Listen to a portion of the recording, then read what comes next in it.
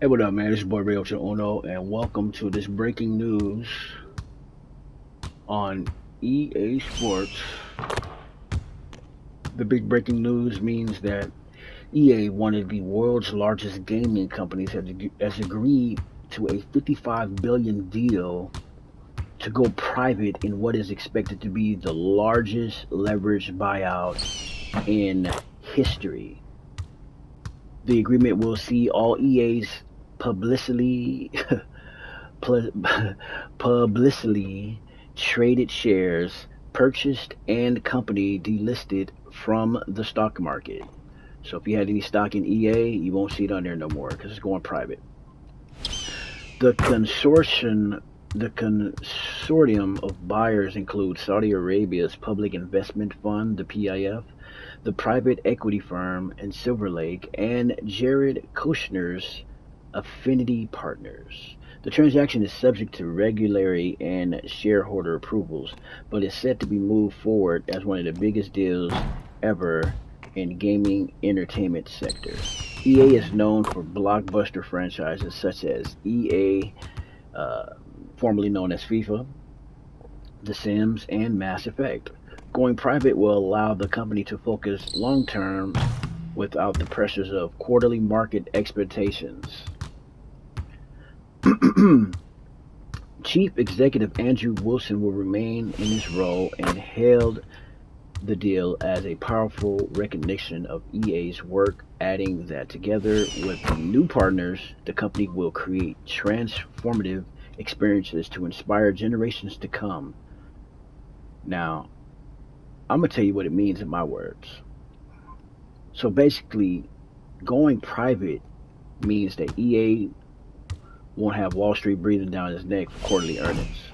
Instead of rushing yearly updates just to hit revenue targets, EA can now take its time and invest in innovation and experiment with new technology like AI, game driven stuff with VR, or even better physics for like some games with football, or basketball.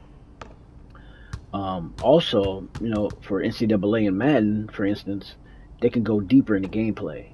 Uh, it'd be way more better. The improvements would be vastly better, rather than mainly just the cosmetics changes each year.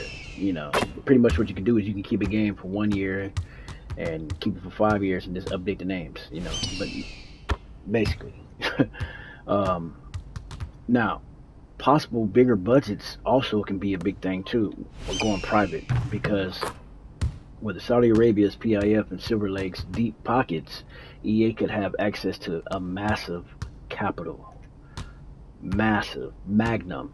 So that could mean more investments into franchises licensing deals like NCAA player rights, NFL rights, esports, or even exclusive partnerships. So you might see EA come back on top to be the big time merger in sports entertainment history.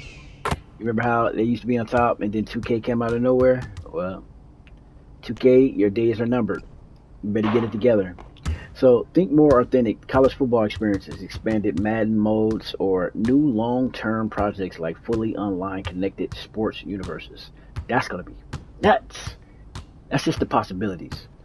Now, the third thing. As a private company, EA won't have to disclose as much about finances, roadmaps, or even decision making. What that means for gamers is they may get a few updates about what's coming out and why certain choices are made. For fans of NCAA and Madden, that might feel frustrating if development stalls or changes aren't explained. That's what 2K is doing now. They don't really explain too much. We've been breathing down their neck, so now they have no choice but to explain it. But they're still not really going into detail.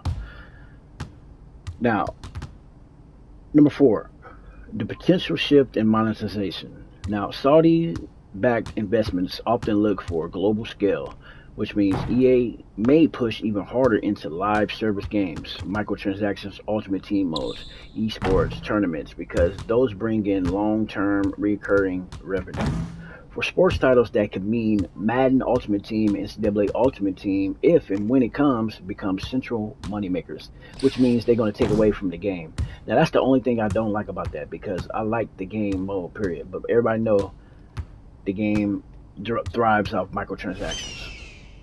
And the last thing, the fifth thing, leadership and stability, at least for short term. Andrew Wilson, the CEO, is staying means no immediate shock to NCAA football or Madden in the development pipelines. The teams is making those games likely to stay on track for releases already planned. NCAA football 26 and beyond probably won't be affected for the near term.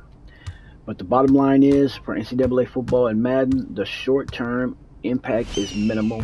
The current development cycle releases won't change, but um, going private could give EA more freedom to innovate, better gameplay, deeper modes, while also pushing them to double down on live services monetizations. Fans could see bigger, riskier projects, but also more aggressive Ultimate Team expansion.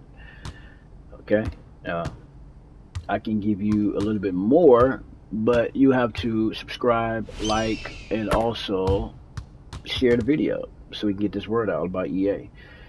Remember, EA is going private. They sold a $55 billion deal to the PIF. If you want more information on this and more stories about gaming that will affect your pockets, go and tune in to Rio Ono's Workout Factory. Subscribe, hit that bell for notifications so you know when new videos drop. I'm your boy playing 2K26. I'll holler at y'all a little bit later.